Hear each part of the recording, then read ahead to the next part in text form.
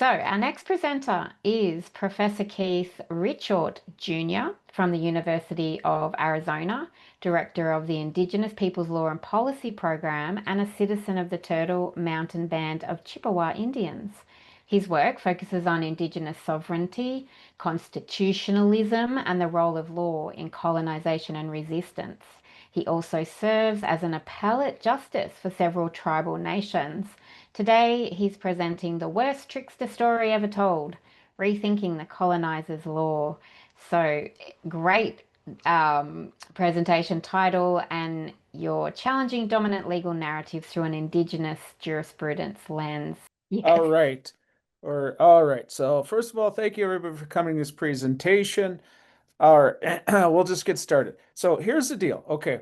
I wrote a book. All right. So I'm going to tell you about it.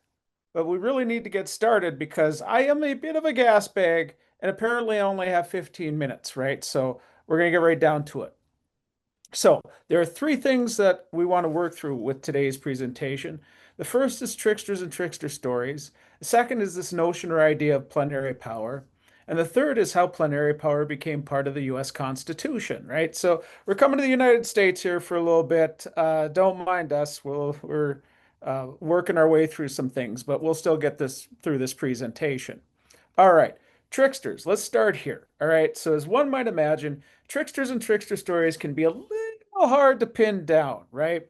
So now tricksters, now they are found in the cultural traditions of peoples everywhere around the world, right? Everybody has or has had at some point in time some sort of trickster figure as far as I can see, right? And now today I will be making reference to Nana Buju, who's the trickster figure for my people, the Anishinaabe, here in North America. Now, the trickster can do a lot of different things, right? And fills a lot of different roles. So, a trickster might cause an argument, right? He might cause chaos, or he might be a hero, or he might be a fool, right? He might cause some sort of argument between two different people or animals or more, right? Or one of the important things that he does, he might bring fire to humans, right? So that life is easy and more palatable, right? So it does something that's beneficial for humanity. Or the trickster might do something dumb that we can laugh at, right? So it could do all of these sorts of different things, right? But no matter what the function in which a trickster operates in a particular story, he is always going to disrupt the status quo and create the space for us to ponder the world in which we live. So another thing about tricksters, they are both human and divine. So for example, Nana Buju's mother was human and his father was a supernatural being, which means that for tricksters, they exist all across the spectrum between us mere mortals and the gods, right? They do it all in between, right? So that Nana Buju can do things like make magic, right? He can create things out of thin air.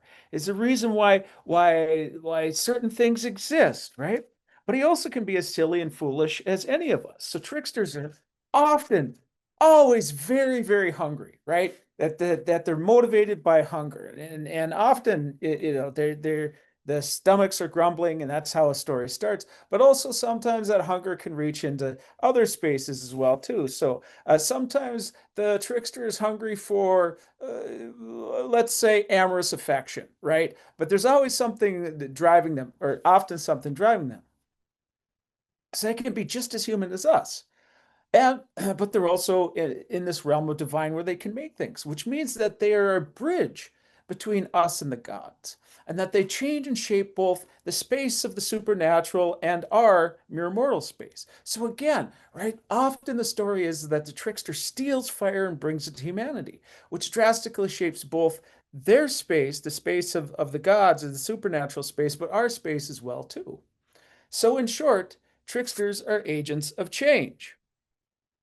Now, as far as trickster stories themselves, sometimes they're meant to teach, and sometimes they're meant to explain, sometimes they're meant to be funny, and often more than all these at once, right? More than one of these at once. So, for example, there's one story about Nana Buju trying to grab some berries that are in water, and basically, if I had more time, I'd tell the whole story. And if you had a better storyteller, it would actually be funny and interesting. But essentially, what the story is that he sees the berries in water, tries to grab them, gets himself all wet and messy and stuff like that. And turns out that it's the berries are a reflection from, and they were hanging from a tree, right? So he's acting like a fool.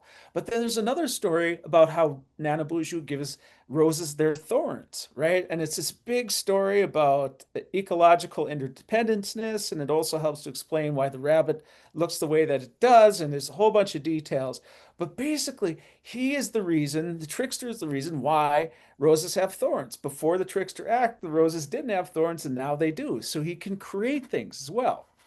So with these stories, sometimes we're supposed to learn and sometimes we're supposed to laugh, but we're always meant to think. Now, in today's modern world, where these stories aren't as visible as they once were, right, we tend to sequester them in the past or among the juvenile with words like folklore or mythology or legends, right? So that we act as if we have moved beyond them in our adult rational world. But to pit trickster stories against science or rationality in some sort of winner take all battle for the truth is to miss the point. Right? These stories offer us the opportunity to conceptualize the spaces beyond the borders that we have drawn for ourselves. And furthermore, we still honor the spirit of the trickster anytime we laud anyone who has changed the game or who has broken all the rules in a way that innovates for the better. Now, again, I could go on and on about all of this, but let me just give you the one idea that I really, really want you to hold on to, right? Tricksters are creators, and trickster stories are stories of creation. Okay? Tricksters are creators, and trickster stories are stories of creation. All right, so now let's talk about plenary power. Well, what do we know about it? Well, it is a doctrine of American law that is found in Indian law as well as immigration law and law of the territories. And it is basically the federal government giving itself seemingly limitless authority to legislate and regulate in this area. So that in Indian law, it has been the legal justification for well over a century for the excessive exercise of force and coercion through efforts like boarding schools, allotment, reservations, termination, relocation, and numerous other laws and efforts with the aims of destroying tribal rights, land claims, and ways of life, while justifying federal claims and authority over tribal territory and resources. And the Supreme Court has not been particularly subtle in describing it this way. So we look back 1914. I won't read the full thing for you, partially because mine is a little obscured from the screen, but also because if you're in this conference, you already know how to read, right? But we're just going to pull out some of the big ideas here. So 1914, Justice Willis Van Devanter tells us about Native peoples, that they are wards, right? And that the United States assumes full control over them. Right, we get to 1921. Justice Mahone Pitney, right, tells us that the federal government has full power, right? Full power as it concerns tribal property, can do whatever it wants, has unlimited authority. We get to close to the mid 20th century, Justice Frank Murphy, right? He tells us it doesn't matter that tribal peoples, that native peoples are citizens, right? It doesn't matter that they're citizens. The federal government still has this authority over them. So that some of the basic barriers to governmental overreach, something like citizenship, you look at the history, the treaties, the Constitution, those do not provide protection against this overarching authority that the federal government claims over Native peoples. Now, lest you think these are all just dusty old cases from a time gone by, let's get ourselves to the 21st century. Now, the lawyers for the federal government, of course, knowing that they had to point to something in the Constitution that said that the federal government had this authority, pointed to what we call the Commerce Clause. Article 1, Section 8, Clause 3, which says that Congress has the right to quote unquote regulate commerce with foreign nations among the states and with Indian tribes, so that there's at least some mention of indigenous peoples there. Right? But Justice Samuel Miller, who wrote the majority opinion in Kagama, doesn't really buy it, right? So, for one thing, the statute in question was a criminal law statute, the Major Crimes Act, which really didn't have much to do with commerce. So we called the federal government's argument, right? And it's honest to goodness, I swear to you, the federal government, the lawyers for the federal government essentially made the argument, right? Trying to justify the Commerce Clause as the basis for this authority. They said, well,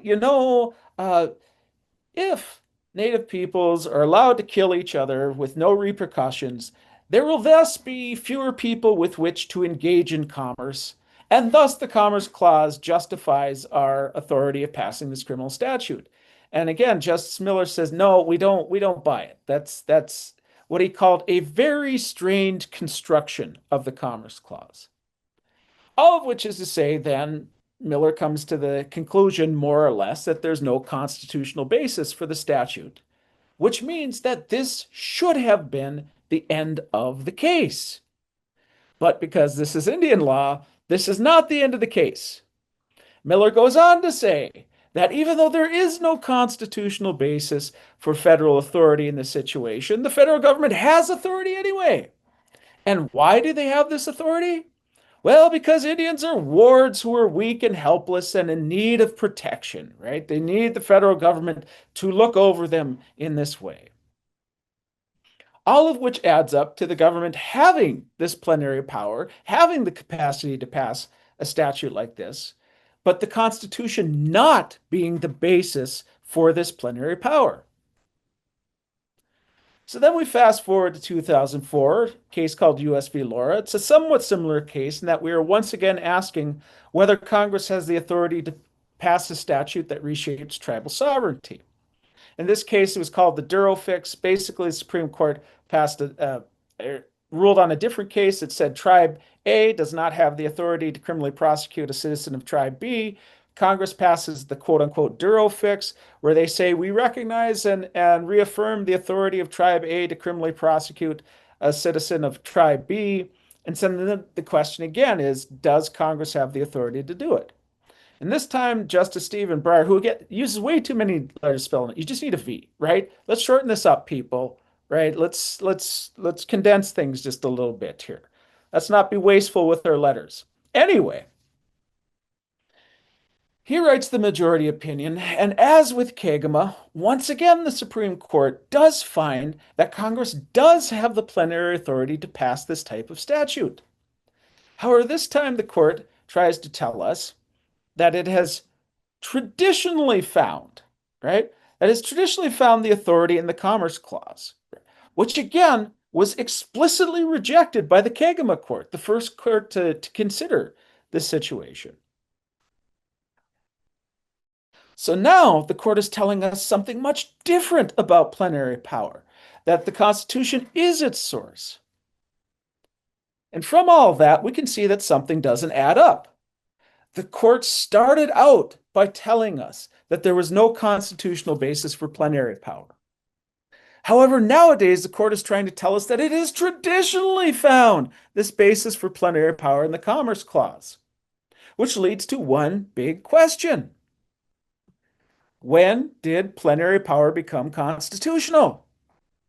Now, as you might imagine, this is a very hard question to answer because there are a number of moving parts and because we also don't have that one single moment, that one case where the court said, okay, things are now changed. We don't have our Brown versus Board of Education. We don't have our Mabo case. We don't have that type of one singular moment where things are just different.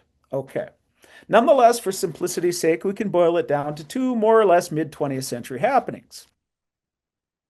Okay, the first is that the Commerce Clause here in the United States develops into perhaps the most important part of the US Constitution. And perhaps the best example to demonstrate that is the Civil Rights Act of 1964. If you've only heard of one US court case, it's probably Brown versus Board of Education. If you've only heard of one US statute, it might very well be the Civil Rights Act of 1964. That statute heavily relies on the Commerce Clause and survived challenges under the Commerce Clause at the Supreme Court shortly after it was passed. And then so for a big long stretch of time, the Supreme Court did not strike to something from like 1937 to 1997, something like that. The court didn't strike down any law that was passed under the Commerce Clause. Commerce Clause becomes the thing, right? The thing that the court or that the U.S. government uses to assert its authority. So that's the first thing.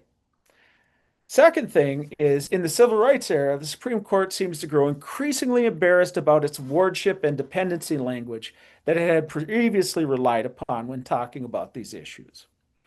And so we could see this transition for two cases in 1973. First is Mescalero Apache Tribe versus Jones, which was authored by Justice William O. Douglas. And you can see from this excerpt that he uses the same basic wardship and dependency language and rationale when talking about native peoples, right?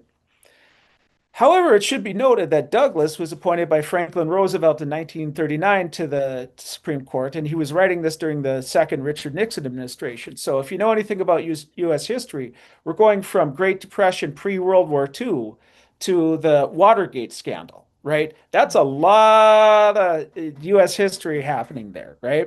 Thanks. Anyway, that's the Sorry. old way of doing things. The new way of doing things is in McClanahan Tax Commission, where we're told that there's some confusion about where the source of plenary power is, but that it is now recognized to be in the US Constitution. So we don't have a seminal moment. Now we have a sense of when plenary power became constitutional, which leaves us with the even more daunting question. Has anything changed? Has the Supreme Court actually found a rationale in the Constitution, or is it the same old racist governmental overreach happening here? Which gets us to the worst trickster story ever told. And I will confess that I tend to think that only the words around plenary power have changed, not the rationale or the sentiments about native peoples. That's why it is the worst trickster story ever told. It walks, talks, and acts like a trickster story, right? It has powerful beings that make important choices. It has a magical conjuring that brings something new into the world, and it claims to explain the natural order of things. It is the colonizer telling its own trickster story and either failing miserably or, depending on your perspective, completely succeeding. So that this story is an act of destruction, not one of creation. It truncates the humanity of native peoples by perpetuating the process of colonization under the guise of law, right? It is not the colonizer understanding and living in harmony with the natural world, but rather the colonizer pretending that the unequal world that it has created is somehow natural and normal. So, what do we do about it? What do we do about this worst trickster story ever told? Well, you're going to have to read chapter 5 of my book to find out. All right, thank you very much.